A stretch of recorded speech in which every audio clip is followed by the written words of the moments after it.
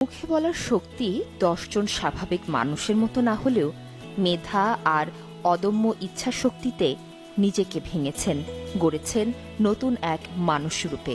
ভাঙা গড়ার পথে বয়স যে বাধা নয় তাও প্রমাণ করেছেন।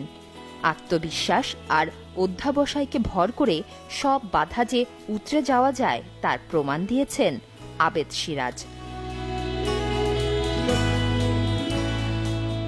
ষাটোর্ধ্ব বয়সের মানুষগুলো যখন ভাবছেন ফুরিয়ে আসছে দিন, তাদের কাছে উদাহরণ এই মানুষটি।